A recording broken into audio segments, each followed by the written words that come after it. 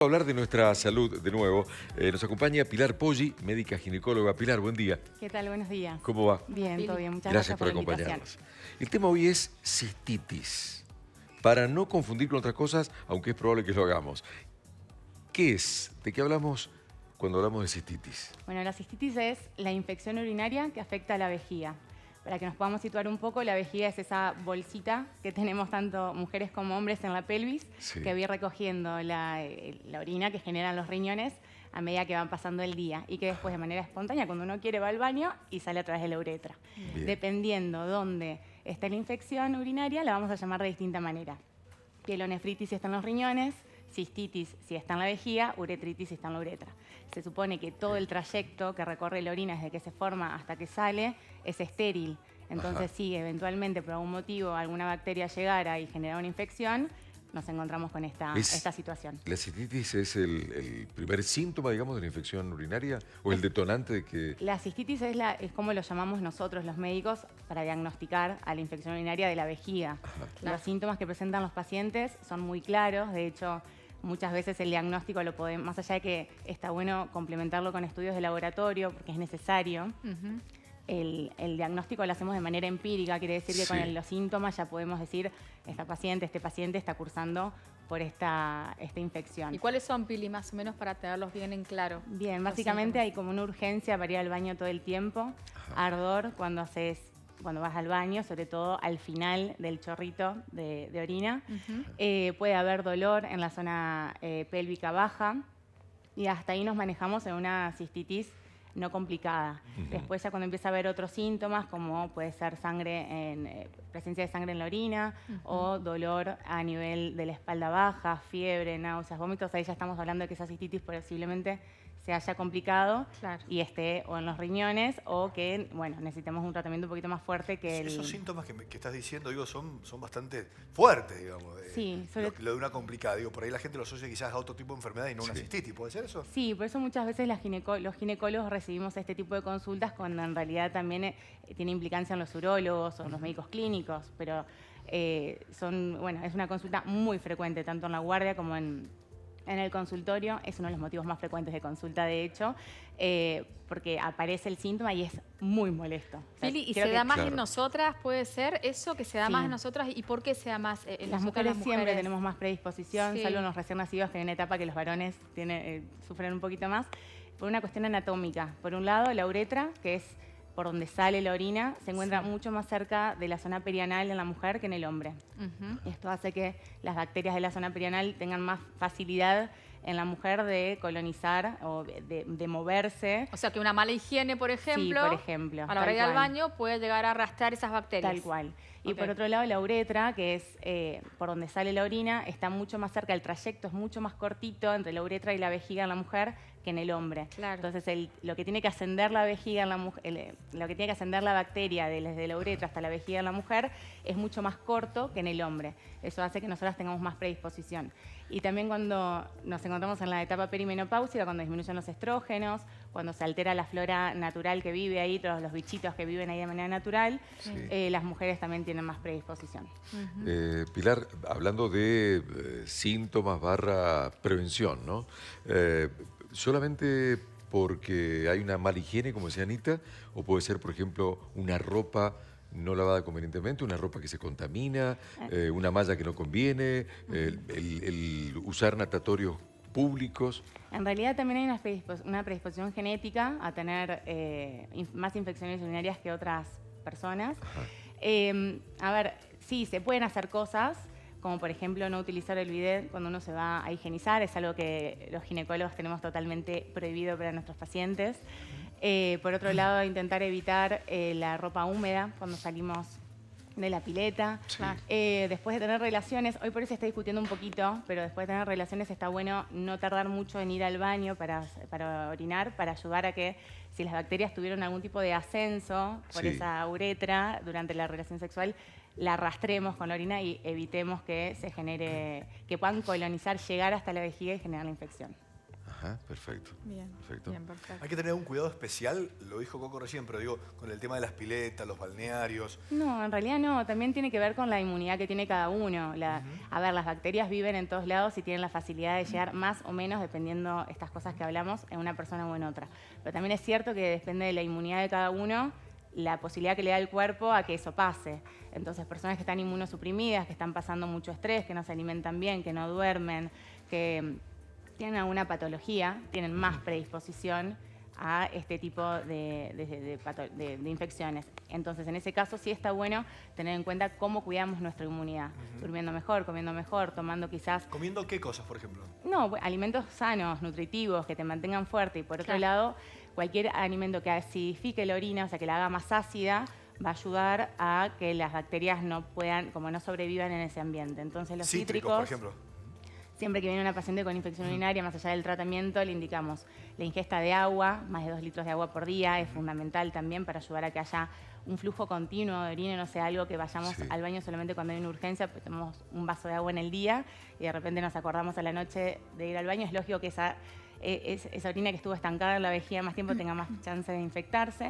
Y por otro lado, el consumo diario de cítricos para ayudar a acidificar. Se conoce mucho el arándano, el poder del arándano para acidificar la orina, pero también el pomelo, la limonada, la naranja. Pili, ¿qué pasa con los baños públicos a la hora de tratar de no asistir a no ser que sea una urgencia, no sé, estás en un parque o estás de viaje, estás en la ruta?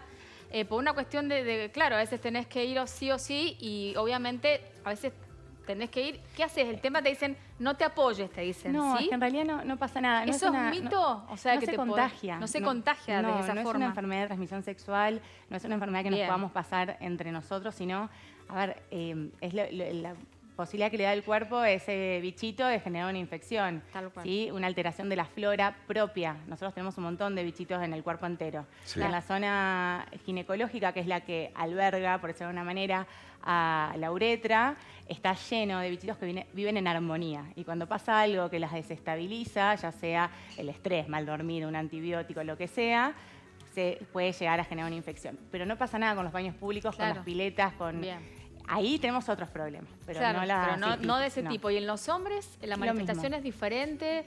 ¿Hacer un cuadro por ahí un poco más complejo o no? En realidad es menos frecuente en los hombres, los síntomas son los mismos, se trata exactamente igual. Sí es cierto que cuando un hombre tiene una infección urinaria como que nos llama más la atención y en la mujer es mucho más rutinario. Claro. Pero el tratamiento es exactamente igual y los cuidados son los mismos. Y en este caso, en una pareja, por ejemplo, si alguien tiene cistitis y todavía no lo detecta y tiene relaciones sexuales, ¿se transmite de la mujer al hombre o viceversa? No, va a ser muy incómodo para la mujer o para el hombre, para el que esté cursando con la infección, porque realmente el que lo tuvo lo sabe, es muy molesto, es una sensación que no sabes qué es lo que te está molestando, pero hay algo ahí abajo que te duele. O que tenés mucha orina también para ir al baño y a la hora de ir al baño en realidad es muy poquito y además doloroso. Entonces duele esa al final y te quedas con la sensación de que hay más, pero no hay más. Y es desesperante. Hasta que uno no empieza a tomar el tratamiento, realmente es muy molesto. No pasa nada, no hay un contagio en la relación sexual entre parejas si uno de los dos tiene una infección urinaria. Pilar, ¿el antibiótico o los antibióticos son como la solución directa? Sí, es la solución, de hecho. Hay muchas personas que no van al médico y empiezan con los síntomas y como es tan común, como les decía al principio, el síntoma y es tan claro, van y compran o tienen un antibiótico que les sobró de otro tratamiento y lo toman. Se empiezan a sentir un poquito mejor y lo dejan. Bien. Todo mal. Todo Por mal. un lado, porque no hay que medicarse solo. No todos los antibióticos son iguales. Lo ideal es, cuando tenemos los síntomas, intentar que antes de dar el antibiótico podamos sacar por lo menos un urocultivo, que es una muestra de orina en condiciones específicas que se pueda cultivar para ver qué bichito es el que está creciendo y hacer un antibiograma, que es colocar antibióticos distintos alrededor de ese crecimiento bacteriano para ver cuál es el que ataca a ese bicho en particular. Y no utilizar uno de amplio espectro. Claro, digamos. porque si vos le estás dando un antibiótico que no le sirve, después cuando necesites ese antibiótico no te va a servir, porque las bacterias de tu cuerpo ya lo conocieron y van a haber generado la capacidad de escaparse de ese antibiótico. Lo mismo cuando tomás 1 o 2 comprimidos, te sentís mejor y lo dejas de tomar. Pasa exactamente lo mismo. Le diste de probar al cuerpo algo, a los bichitos algo, para solamente generar resistencia.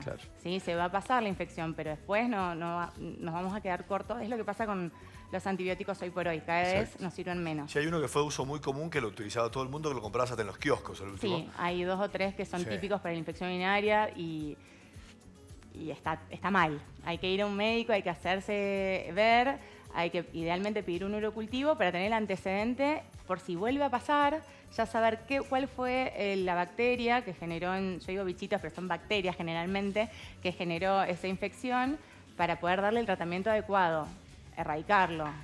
Se terminó ahí y no vuelve a pasar. Te iba a preguntar de eso, la repitencia ya crónica estamos hablando. ¿Está hablando de algo más complejo ya cuando hace demasiada repitencia y se tienen las condiciones higiénicas y todo que nombraste recién? Y el problema es que cada vez nos vamos a quedar más cortos de antibiótico y después ya pasamos, primero que se puede complicar, tiene más facilidad de complicarse y una complicación estamos hablando de que esa bacteria que estaba en la parte externa del cuerpo subió por la uretra, llegó a la vejiga, subió a los riñones. Ya una pielonefritis, que es la infección urinaria en los riñones, no es lo mismo que una cistitis. Es una patología mucho más grave. Requiere internación, antibiótico endovenoso, o sea que no es una pavada repetir infecciones urinarias, es muy molesto para quien lo está padeciendo. Se puede tratar a tiempo y evitar. Bien. Pilar, no sé si lo dijiste, pero ¿qué tiempo es el lógico desde que está bien diagnosticado lo que le pasa a esta persona y comienza a tomar el antibiótico? Y cuanto antes, mejor. O sea, cuanto antes la persona pueda ir al médico y ser diagnosticado y tratado, mejor. Ya está medicada y comenzó a tomar una medicación. Y mira, en las primeras 24 o 48 horas es donde vemos la respuesta al antibiótico. Ah, bien. Si a las 48 horas sigue con molestias y posiblemente no hayamos tenido un urocultivo previo, no haya sido el antibiótico adecuado y lo ideal es rotarlo. Pero bueno, se va evaluando. ¿Puede existir alguno de esos síntomas y no el otro? Por ejemplo, sí, por ¿puede haber repitencia al urinar y no tener picor o ardor y lo demás? ¿O no? Lo más común es que tengas la urgencia de ir al baño, el ardor al final del chorrito de pis y la sensación de que te quedaste con ganas de seguir haciendo y no hay nada. Eso es como muy clásico, van juntos porque arde, es incómodo todo el tiempo. Bien. Después el resto puede no estar, pero eso es lo más común. A todos nos han enseñado de chiquititos cómo debemos higienizarnos, ¿no? ¿Ha cambiado algo de aquellas viejas enseñanzas en la higiene personal, digo, teniendo en cuenta ¿no? la zona genital y la posibilidad de estas infecciones? Y en el caso de la mujer es muy importante enseñar desde chiquitas a las niñas higienizarse siempre de adelante hacia atrás. Es algo que quizás nuestra generación o generaciones más grandes no lo tenían tan en claro, para evitar el arrastre de las bacterias de la zona perianal hacia adelante. Perfecto. Eso les enseña mucho a los papás cuando tienen un recién nacido, una nena, les enseñan que es distinta la higiene con un varón que una nena, justamente por esto.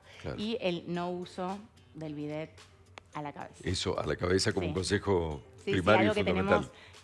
Que está muy al alcance y que es cómodo, es fácil, se usa y en realidad pensar que es algo que no es muy higiénico, porque justamente genera humedad, llena de bacterias, y no solo las propias, bacterias, por todos lados. Claro. Y la última, al menos de mi parte, si aparece un cuadro de cistitis y más si hay repetición de estos cuadros, ¿están preanunciando alguna otra cosa, una baja defensa por algún motivo o están abriendo la puerta a otras problemáticas? En realidad sí, está muy bueno pensarlo como el cuerpo puede estar hablando de algo más. Así que está bueno ir al médico tradicional, médico clínico, ginecólogo, urólogo, con quien uno tenga confianza para tratarlo de la forma tradicional, pero después también pensar en qué otra cosa nos puede estar queriendo decir el cuerpo frente a una infección urinaria. Por la infección urinaria en sí o por la repetición de una tras otra. Bien. El cuerpo habla, cada parte de nuestro cuerpo nos quiere decir algo cuando quiere llamar la atención. Bien, y sí o sí la consulta médica en lo posible. Sí, de la manera que sea. Si uno no puede ir y lo puede hacer virtual, ya con los síntomas está clarísimo el diagnóstico y se da tratamiento empírico, ¿sí? Bien. En el peor de los casos. En el mejor, sacamos la muestra de orina y automáticamente empieza el antibiótico. No es que tiene que esperar ese resultado. Pero sí está bueno tener un antecedente, ver cuál fue la bacteria, porque si yo te hago un urocultivo después de darte el antibiótico no va a salir nada. Claro. O sí va a salir, pero no lo que yo estoy buscando, que es el nombre y apellido de la bacteria que generó esa infección. Bien. Pilar, como siempre, gracias por venir al programa. Gracias a ustedes. Gracias, Pili. Interesantísimo, gracias.